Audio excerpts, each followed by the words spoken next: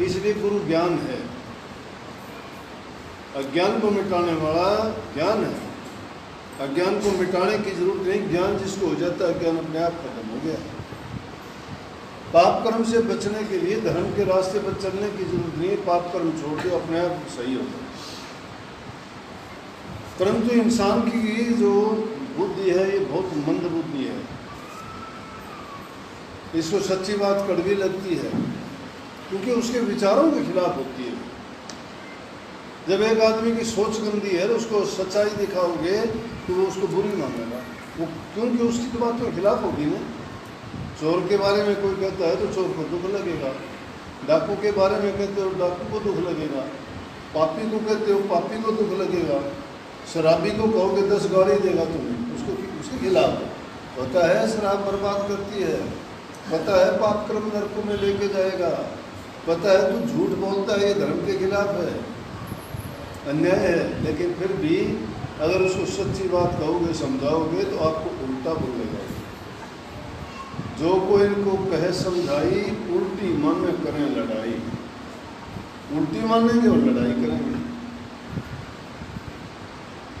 तो उसकी बात मैं कहूँ था, मंदसौर का उसकी लड़की थी, वो भी सत्संगी थी जिनके यहाँ लड़की ब्याही हुई थी। क्या हुआ क्या नहीं हुआ ये तो मालिक जानता है। उस लड़की ने सुसाइड कर लिया, सुसाइड कहेंगे हम तो, जो भी हुआ हो। उन्होंने घर वो बुला लिए, कहने लगे जी कोई बात भी नहीं थी और आप देख लो। वह बोले कि देख लिया हमने, चुन्नी पंखे से जहाँ बांधी गई है वहाँ से तो मर नहीं सकती, लेकिन ये बात ज़रूरी नहीं है, जिसका टाइम आ जाता है उसको मरने की क्या कुछ की भी बात है तो भी प्राण निकल जाएंगे।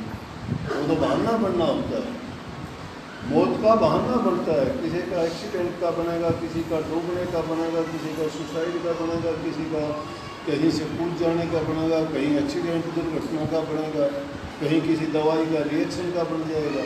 बहाना जरूर है, बिना बहाने के मौत नहीं है। और वो टाइम जब गुजरता है तो तब पता लगता है कि किसको कब क्या हो जाए। बस वो लड़की गुजर गई, पोस्टमार्टम के लिए भेज दी। वो कहने लगे कि हम तो महाराज जी कहेंगे वो करेंगे। वो बेचारे दूसरे मेरे पास आए, वो लड़का भी, उसका बाप भी, उसकी माँ भी, वो जगह के कहने लगे जिससे वो लड़की गई थी। तो उनके हालात देख के मुझे नहीं लगा कि उन्होंने लड़की मारी हो। मुझे नहीं लगा, हो सकता है कुछ भी हुआ हो, लेकिन मैं अपने विचार प्रकट करता हूँ, मुझे नहीं लगा। मैंने उसको ये कहा कि भाई वो भी सत्संगी हैं, मैं उनसे पूछूंगा उनके मन में क्या है, लेकिन मुझे देखने से लगता नहीं है कि तुम अपना मंदसौर उनका परिवार आया। मैं कहने लगा भाई तुम्हें क्या लगता है? बोले जी इस तरह से बात। मैं बोला एक बात सोचो, अगर किसी ने अपराध किया तो उसको सजा परमात्मा दे, उसको सजा परमात्मा देगा। महापुरुषों की वाणी में, उनकी उपदेश में बड़ी शक्ति होती है।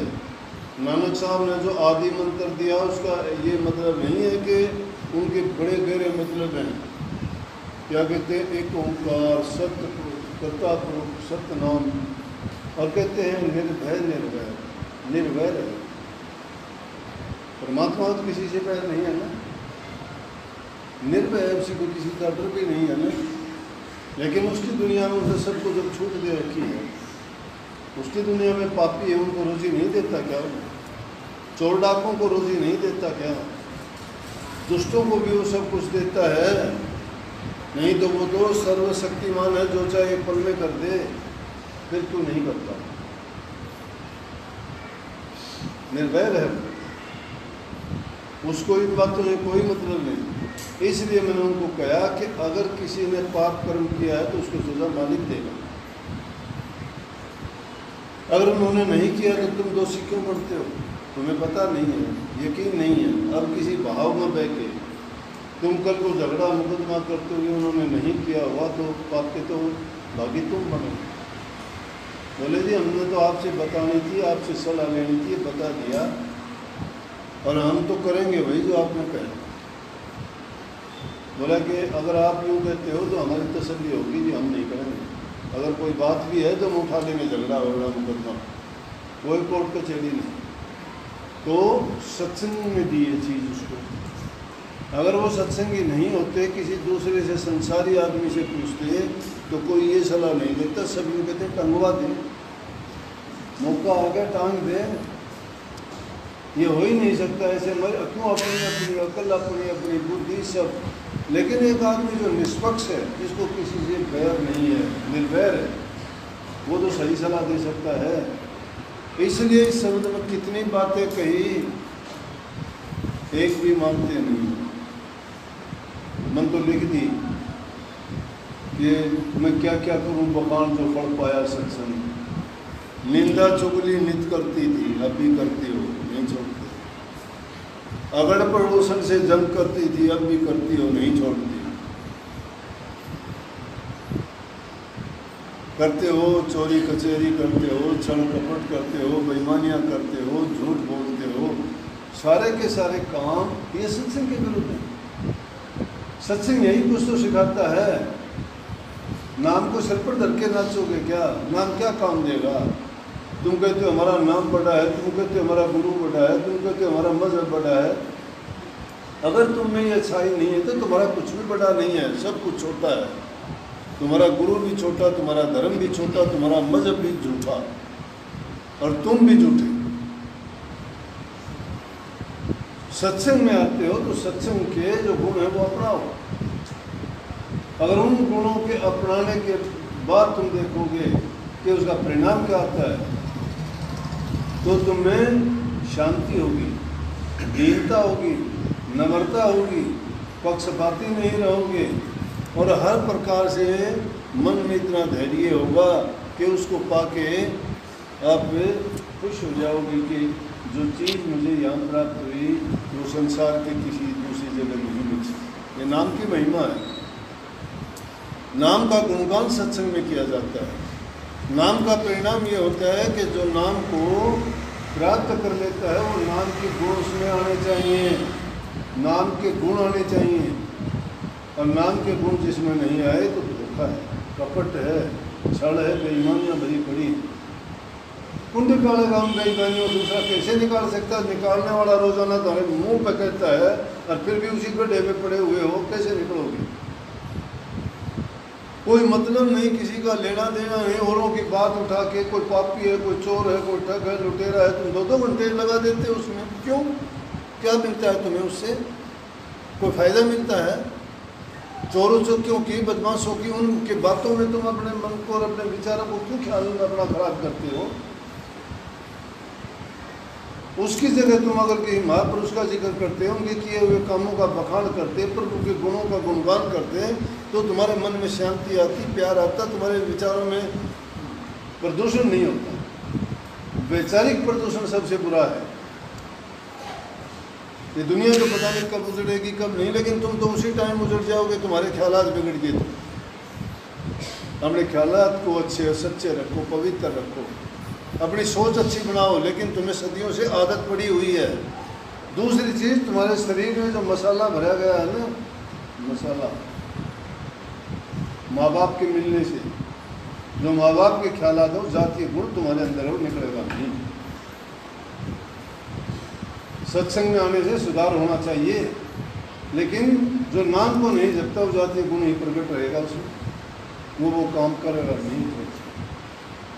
नहीं तो जातीय गुण दूर हो जाएं। प्रहलाद भगत की 6 वर्ष की उम्र थी और इंद्र युद्ध करके हिरण्याकुश का राजपुत्र स्नैच करके और उसकी रानी को ले गया। हिरण्याकुश युद्ध करने के लिए इंद्रपुरी में जो देवताओं को उत्पात मचा रखा था, उनको उजाड़ने में लग गया था। नारद जी बोले, अरे क्या करता है? इंद्र ने आगे हिरण्याकुश का राज सारा बर्बाद कर दिया और उसकी रानी को लेके चल पड़ा। इंद्र कहने लगा, क्या करता है तुम? नारद ने कहा, स्त्री जाती है, अच्छे आदमियों के काम नहीं होते हैं। बेटा तुझे ये नहीं करना चाहिए, योद्धाओं के काम, देवताओं के काम, भले पुरुषों के काम ये नहीं होते। उसके कहने से छोड़ दिया। राक्षस कुल में थी वो, नारद के आश्रम में रही, 9 महीने में बच्चा पैदा हुआ तो प्रहलाद भगत पैदा हुआ। हिरण्याकुश ने ढूंढी पिटवा दी कि कोई राम का नाम नहीं लेगा, लेकिन उसी के घर में जो नारद के आश्रम में पड़ा हुआ जो मसाला वो डला हुआ था, जहाँ राम नाम का सुमन था, जहाँ शुद्ध और पवित्र विचार थे, जहाँ खाना प्रसाद था, उसकी माँ के 7-8 महीने वो खाने के कारण और प्रहलाद भगत पैदा हुआ, राक्षस का नाम नहीं लिया अपने बाप का। अध्यापक ने भी शिकायत कर दी जाके, तो भी कहने लगे कि और सब के सब लड़के कहते हैं कि हिरण्याकुश की जय हो, तेरा लड़का ही नहीं कहता। मेरा ये कहता है हिरण्याकुश कौन होता है, तो राम नाम है सबसे बड़ा। ये नाम की ताकत, ये वो चीज़ है। खाने के कारण इंसान का शरीर विचार बिगड़ता है, संग के कारण उसके विचार ख्यालात बिगड़ते हैं। गर्भ के टाइम उसकी माँ के जैसे ख्याल विचार हों, उससे उसमें वो गुण आते हैं, बाप के गुण उसमें आते हैं। लेकिन सारे गुणों को ठीक करने वाले संतों के वचन और सत्संग होता है, और उसमें भी आके जो नहीं सुधरता वो राक्षस कुल का होता है। राक्षस कुल के इंसान नहीं सुधरता।